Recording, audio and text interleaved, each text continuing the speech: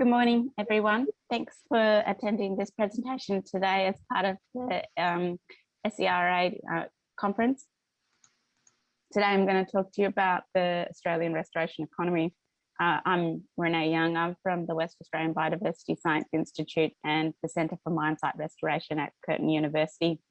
I'd like to thank my co-authors on this paper, Owen Nevin, Stephen Van Leeuwen and Kingsley Dixon.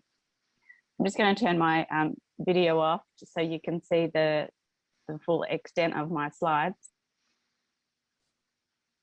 Before I start, I would like to acknowledge the Whadjuk Noongar people as the traditional custodians of the land in which I'm speaking to you from today.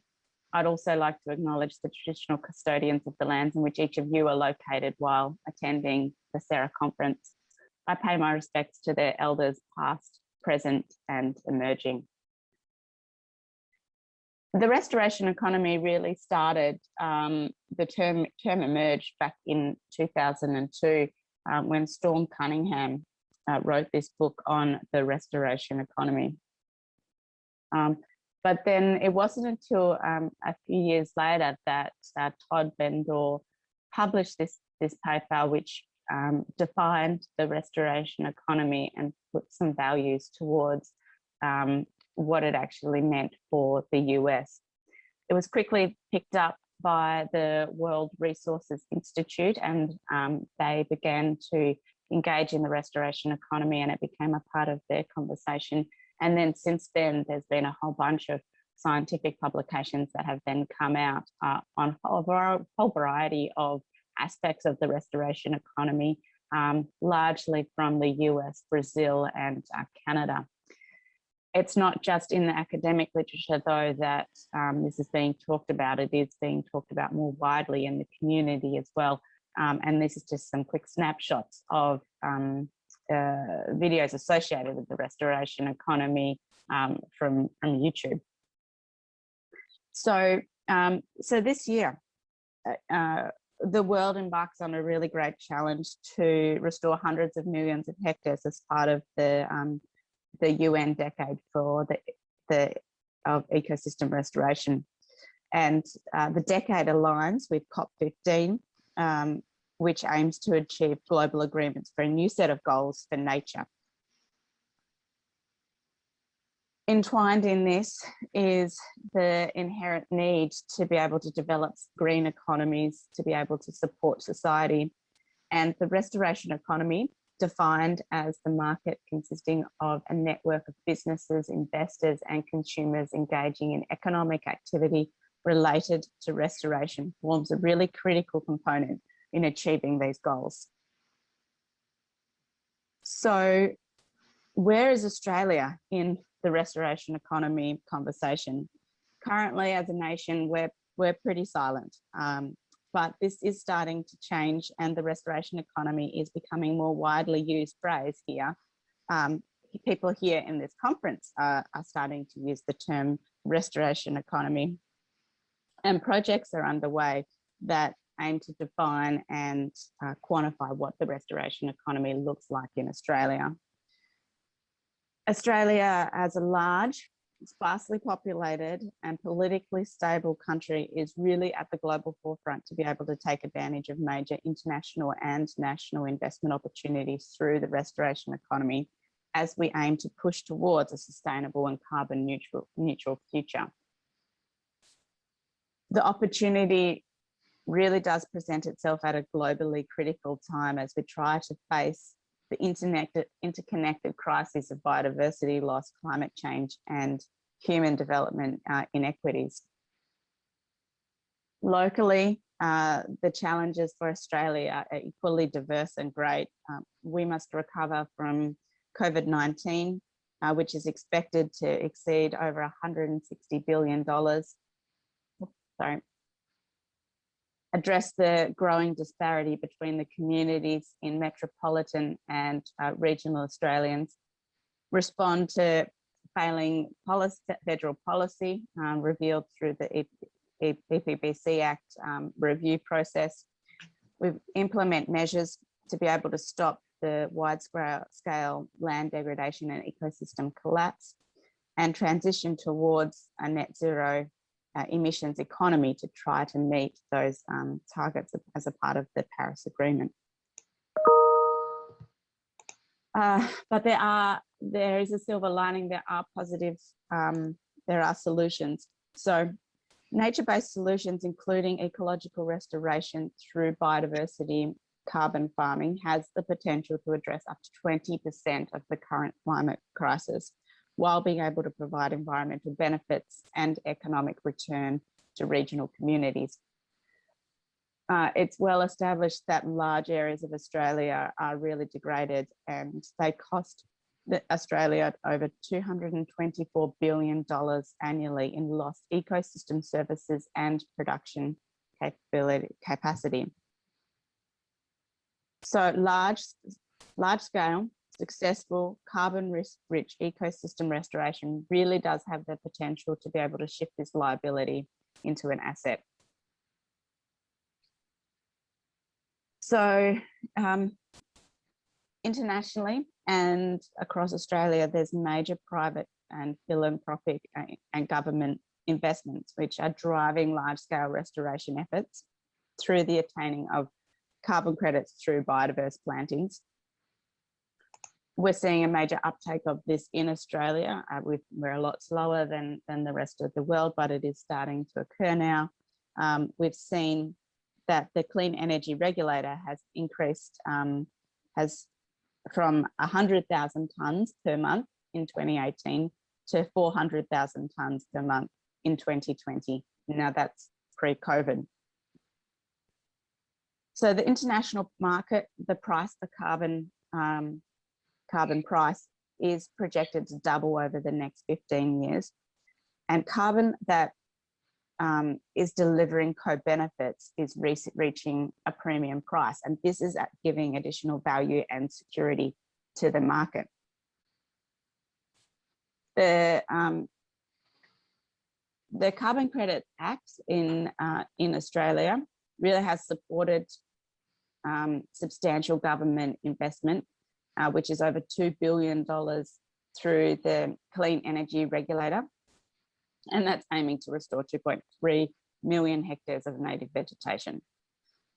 The states are following suit. The well-established Land Restoration Fund in Queensland and the emerging Carbon Farming and Land Restoration Program in Western Australia are supporting those markets locally. Australian philanthropists are pledging tens of millions of dollars for restoration. Norman Pater and Gita Sonnenberg, one of the two most well-known philanthropists in this space, are aiming to restore 1 million hectares and really testing those carbon farming models at scale. So carbon is really prominent in the restoration economy, but it's not the only economic driver. And there's diversified industries that are also emerging and are supported through restored landscapes. So, for example, seed production areas aiming to supply native seed to alleviate the massive shortfalls in the rapidly expanding land restoration programs is worth over 100 million per annum and growing. Bush foods, medicinal and floriculture industries are estimated to $15 to $25 million per annum. And there's an emerging native honey production industry with restored areas projected to generate over $100 million per annum of high quality value honey. So coupled with these economic activities is the realization that we can have our cake and eat it too. Economic value can be returned through restored ecosystems, and obviously there's a whole suite of co-benefits which are attained as well.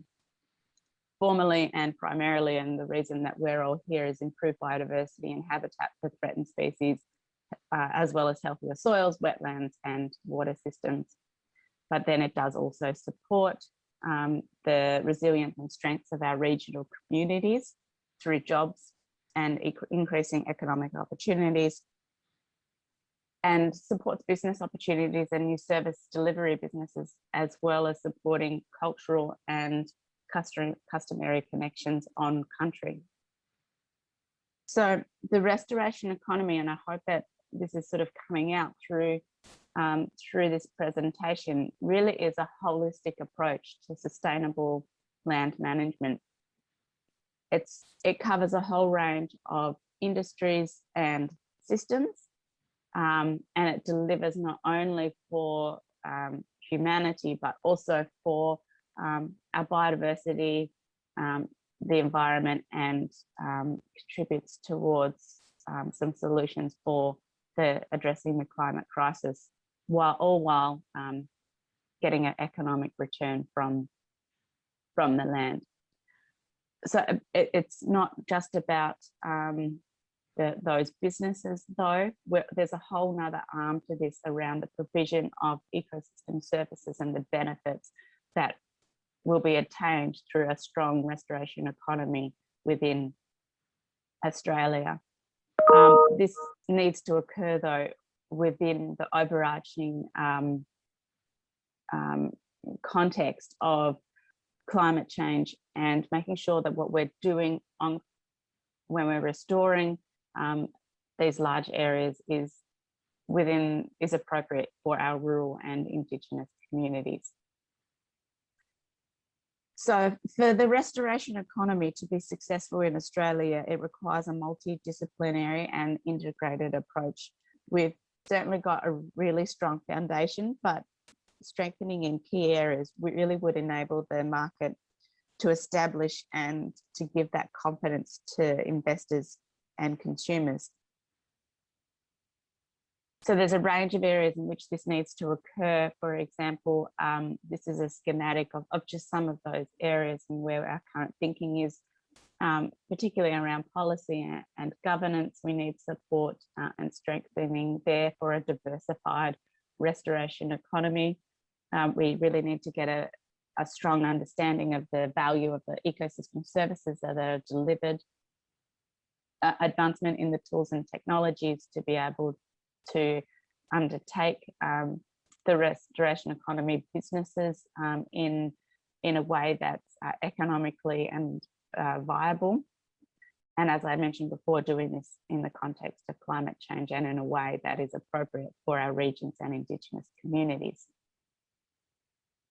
So summing up, this year, the COP15 marks the beginning of the UN Decade for Ecosystem Restoration, and the world's embarking on a great challenge to restore hundreds of millions of hectares across the globe over the next 10 years. The Australian restoration economy has the potential to contribute significantly to this global mission, and as well as contribute to the economic, environmental and social challenges at that local scale. The foundation for the restoration economy is the carbon market, which already has supplier and consumer confidence of stability and growth, but additional services can be undertaken concurrently or separately, such as seed supply, bush foods, honey markets, to build that diversification in and the flexibility for the restoration economy to maximise co-benefits and work towards a sustainable Australia. So I'd like to thank you for your time and listening to me today around our current thinking in the restoration economy. I'll be more than happy to have some discussion around this and answer any questions that you might have. Thanks very much.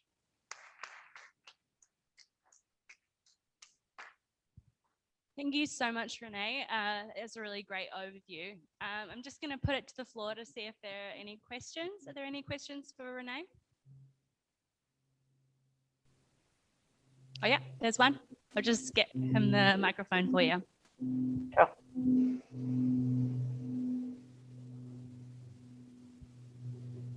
My name's Lincoln Kern. I'm from Melbourne, but while I'm thinking about this, the problem of this is accountability in the economy and politics, that the costs of degradation are often borne by people without political power or they're ignored. So how do we fix those. It's excellent to highlight and I'm long been supportive of talking about the restoration economy and working in it. But it's about, we have structural problems that prevent its uptake. How do we deal?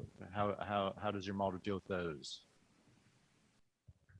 Yeah, yeah, very good comment there. We need to see, and I'll attempt to answer it. I think that we need to see reform in governance and policy, and to be able to do that, what we need to do is develop the data to be able to demonstrate what the restoration economy actually is in Australia. How is it defined? Who's a part of it? Where does the boundary sit? And what's the actual value? To then be able to feed in to inform governments and policy about those changes that need to be made to be able to recognise the costs of land degradation to government. So I think that it's it's a detailed bit of work that needs to happen first, and then we need to feed up to government. Does that answer your question? Okay, thank you so much, Renee. We're good. Thank you so much for making the time to be here, even though you're not able to be here personally. Yeah, it's a shame I'm not there. It's a great conference. Thank you so much. Thanks.